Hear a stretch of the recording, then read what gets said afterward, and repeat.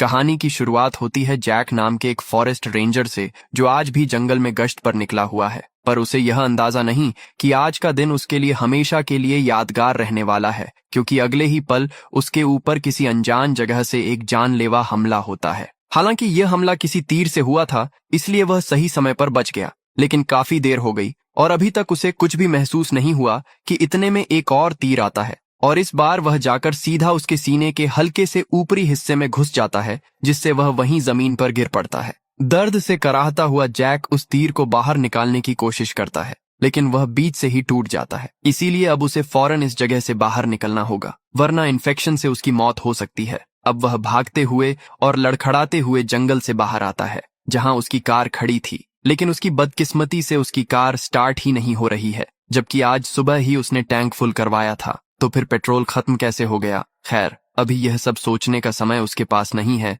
क्योंकि खून तेजी से बह रहा है। इस वजह से उसने पैदल जाने का रास्ता चुना। इसी दौरान उसकी नजर झाड़ियों में खड़ी एक कार पर पड़ती है। हो सकता है कि यह उसी अनजान व्यक्ति की हो जिसने उसे जान से मारने की कोशिश की, इसलिए उसने उस पर अपने खून से एक निशान बना दिया और फौरन घर आ गया। काफी दर्द भरे एहसास के साथ उसने उस तीर को बाहर निकाला, जो देखने में काफी पुराने समय का लग रहा था। आज के समय में ऐसे तीर नहीं बनते। अब आपको लग रहा होगा कि जैक हमेशा से एनिमल लवर रहा है, पर ऐसा नहीं है। पहले वह भी एक जमाने में मशहूर शिकारी था, जिसकी पूरे टाउन में चर्चा थी, लेकिन उसकी बेटी अलीना को उसका यह काम बिल्कुल पसंद नहीं था, और यही वजह है कि उसने यह काम हमेशा के लिए छोड़ दिया। दरअसल एक दिन जब वह अपनी बेटी के साथ कहीं से लौट रहा था, तो वह कुछ सामान लेने के लिए गाड़ी से उतरा, और जब वापस आया तो उसकी बेटी अचानक कहीं गायब हो गई। आज पूरे 5 साल होने को आ गए हैं, और आज भी वह उसके मिसिंग पोस्टर लगाता रहता है। अपनी बेटी की याद में वह फॉरेस्ट रेंजर बन गया, ताकि जानवरों को बचा सके,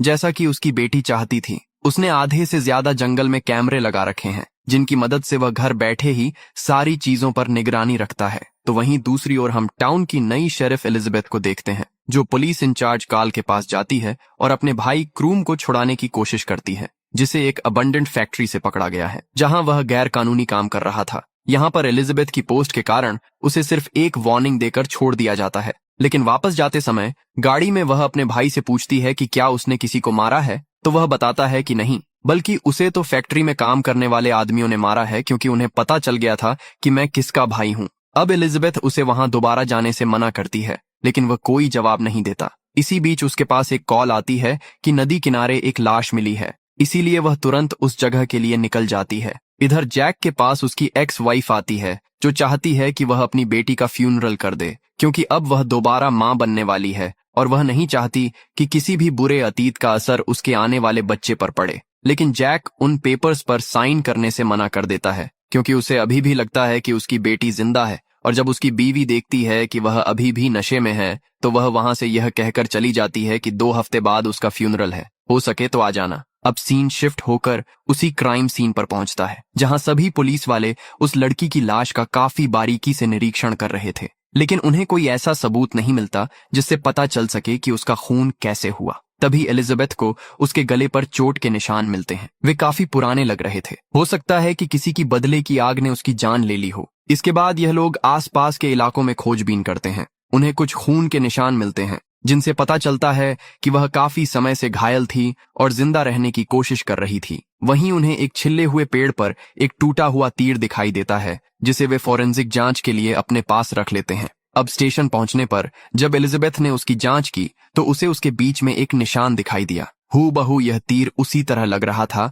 जैसे जैक के सीने पर उस दिन लगा था। उस लड़की की शिनाख्त के लिए हर तरफ न्यूज चलाई जा रही थी। जब जैक ने यह देखा तो उसे लगा कि कहीं यह उसकी बेटी तो नहीं है। वह फौरन शेरिफ के पास पहुंचा और बताया कि वह उस लड़की की लाश को देखना चाहता है, लेकिन जब उसने उसके चेहरे से कपड़ा हटाया तो वह कोई और निकली। इससे अंदाजा लगाया जा सकता है कि आज भी उसके दिल के किसी कोने में यह यकीन है कि उसकी बेटी जरूर जिंदा होगी। उसके जाने के बाद एलिजाबेथ वहां के डॉक्टर से उसके बारे में पूछती है, तो वह उसे जैक की पूरी कहानी बता देता है। अगली सुबह काफी सोच विचार करने के बाद जैक ने आखिरकार उन पेपर्स पर साइन कर ही दिए, यानी कि अब उसकी बेटी का फ्यूनरल होगा। इतने में उसे वार्निंग अलार्म की आवाज सुनाई देती है। कैमरों में देखने पर पता चलता है कि कोई शिकारी भाग रहा है, लेकिन किसी जानवर के पीछे नहीं, बल्कि एक लड़की के पीछे। इसीलिए वह फौरन अपनी बंदूक उठाता है और साथ में पेंट बॉक्स भी ले लेता है। ऐसा क्यों, यह आपको कुछ देर में पता चल जाएगा। वह उसी जगह पर पहुंचता है जहां उस पर पहले हमला हुआ था और आज भी वही घटना दोबारा होती है।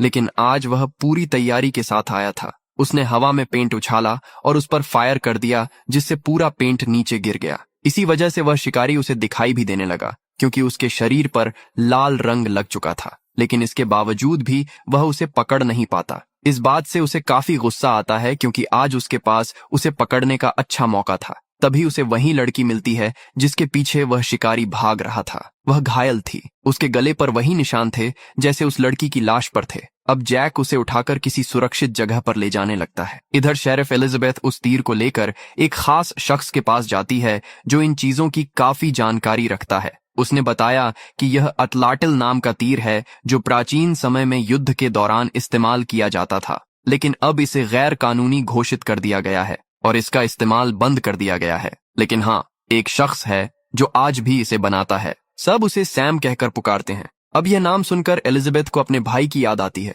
वो कैसे, मैं आपको बताता हूँ। जिस फैक्ट्री में उसे पकड़ा गया था उसे असल में सैम ही कंट्रोल करता है और वहां के सारे गैर कानूनी काम जवान लड़कों से वही करवाता है। इसीलिए एलिजाबेथ उसी फैक्ट्री की तरफ निकल पड़ती है, लेकिन वहां उसे वह कहीं दिखाई नहीं देता। हालांकि पैटी नाम की एक लड़की उसे चुपके से बता देती है कि वह कहाँ मिलेगा, लेकिन उस पते पर जाने के बाद भी उसे सैम नहीं मिलता। हाँ, एलिजाबेथ को वहां कुछ सामान जरूर मिल जाता है जिनकी मदद से अटलाटल के तीर बनाए गए थे। तभी घर में कोई आ जाता है। यह असल में उसका ही एक साथी था जो उसे बताता है कि एक और लड़की की मिसिंग रिपोर्ट दर्ज की गई है, जो कोई और नहीं बल्कि वही लड़की है जो इस समय जैक के साथ है। इधर जैक जंगल में उसे उठाते उठाते थक चुका था, इसीलिए उसने एक जगह पर उसे बैठा दिया। तभी वह लड़की अचानक उस पर हमला कर देती है। उसे लगता है कि कहीं जैक वही शिकारी तो नहीं है जो उसे मारना चाहता है, लेकिन जैक उसे समझाता है कि वह उसके साथ पूरी तरह सुरक्षित है और उसे कुछ नहीं होगा। अब दोनों वहीं एक बंकर में छुप जाते हैं जिसे जैक ने खुद जंगल में बनाया था ताकि वह शिकारियों को पकड़ सके। लेकिन फिलहाल वह खुद उसी में बचने लिए छुपा हुआ है। वह उस लड़की से पूछता है कि उसका नाम क्या है और वह यहाँ तक कैसे पहुंची, लेकिन वह कोई जवाब नहीं देती। असल में देगी भी कैसे, उसके गले की वोकल कॉर्ड ही काट दी गई थी। जी हाँ दोस्तों, उस शिकारी ने उसकी बोलने की क्षमता छीन ली थी ताकि वह चिल्ला ना सके और वह आराम से उसका शिकार कर पाए। इसीलिए इशारों इशारों में जैक उसे समझाता है कि वह उसके साथ सुरक्षित है। अब उस लड़की को भी इस बात का यकीन हो चुका था, इसलिए वह चैन की सांस लेती है। फिर वह जमीन पर अपना नाम लिखकर बताती है कि उसका नाम मॉली है। सुबह होने पर जैक उसे लेकर वापस चलना शुरू करता है। दूसरी तरफ एलिजाबेथ को एक ऐसी लीड मिलती है जो उसे बिल्कुल पसंद नहीं आती। दरअसल मॉली को आखिरी बार एक ग्रुप के साथ देखा गया था, लेकिन उसे शक जैक पर हो रहा है क्योंकि उसने आखिरी बार कुछ शिकारियों के हथियार छीन कर अपने पास रख लिए थे। उसे जैक कहीं ना कहीं साइको भी लगता है। इधर जैक अब थका हारा घर पहुंचता है तो उसे वहां किसी के होने का अंदेशा होता है। वह चौकन्ना हो जाता है, लेकिन तभी उस पर हमला हो जाता है जो कोई और नहीं बल्कि वही शिकारी था। वह अपने तीर से उस पर हमला करता है और मॉली के पेट में तीर घुसाकर उसे गंभीर रूप से घायल कर देता है। यह देखकर जैक बुरी तरह टूट जाता है क्योंकि वह उसकी जान नहीं बचा पाया, लेकिन यह सब यहीं खत्म नहीं होता। इसी बीच वहां एलिजाबेथ भी पहुंच जाती है। अंदर घुसते ही वह मॉली को खून से लथपथ देखती है। तभी उसकी नजर जैक पर पड़ती है जिसके हाथ में बंदूक थी। लेकिन असली कहानी में ट्विस्ट यहाँ आता है क्योंकि जैक के पीछे खड़ा था वही शिकारी। उसने एलिजाबेथ को देखकर अपनी उंगलियां चटकाईं और तभी एलिजाबेथ समझ गई कि यह कोई और नहीं बल्कि उसका अपना छोटा भाई क्रूम है, जिसे वह हर बार बचा लेती थी। लेकिन इस बार वह क्या करेगी? दुर्भाग्य से इस बार भी उसने वही किया जो वह हमेशा करती आई थी। उसने जैक को गोली मार दी, जिससे क्रूम को भागने का मौका मिल गया। वह जंगल की ओर भाग गया, जहां उसी के लगाए हुए एक जाल में एलिजाबेथ फंस गई और बुरी तरह चोटिल हो गई। अब तक जैक भी समझ चुका था कि एलिजाबेथ ने अपने भाई को बचाने के लिए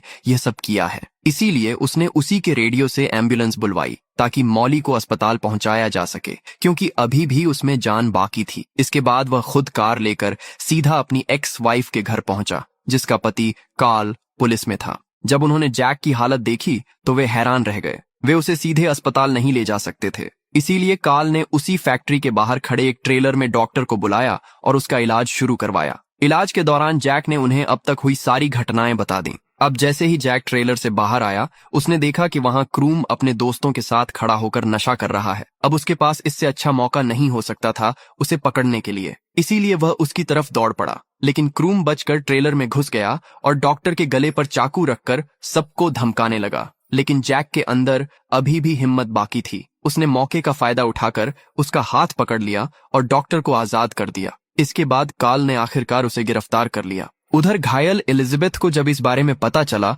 तो वह फौरन अपने भाई से मिलने पहुंची, लेकिन इस बार कार्ल ने उस पर कोई मेहरबानी नहीं की। उसने यहाँ तक कह दिया कि उसके भाई ने कुछ बातें कबूल की हैं, इसलिए संभव है कि अब उसकी नौकरी भी चली जाए। ये सुनकर एलिजाबेथ काफी परेशान हो जाती है। फिर क्रूम इन लोगों को एक लोकेशन पर लेकर जाता है जहां उसने सैम को कैद करके रखा हुआ था। जी हाँ, उसी फैक्ट्री का मालिक जिसने क्रूम पर बहुत अत्याचार किए थे, उसी से बदला लेने के लिए उसने उसे कैद कर रखा था। यानी कि जो असली शिकारी यह सब कर रहा है वह कोई और ही है। एलिजाबेथ अब तक गलत व्यक्ति पर शक कर रही थी। यह बात जानने के बाद सभी लोग सीधे सैम के पास पहुंचे और उससे पूछा कि यह तीर किसने बनाया है, क्या यह उसी का काम है? लेकिन सैम इससे साफ इनकार कर देता है। उसका कहना था कि वह अपने बनाए किसी भी तीर पर ऐसा निशान नहीं छोड़ता, यानी यह किसी और का काम था। ये जानने के बाद सभी लोग और ज्यादा चिंतित हो जाते हैं। इतना सब कुछ होने के बाद जैक ने अपनी जिंदगी को एक नई शुरुआत देने का फैसला किया। जैक अब कुछ सामान लेने के लिए ग्रोसरी स्टोर जाता है। तभी उसकी नजर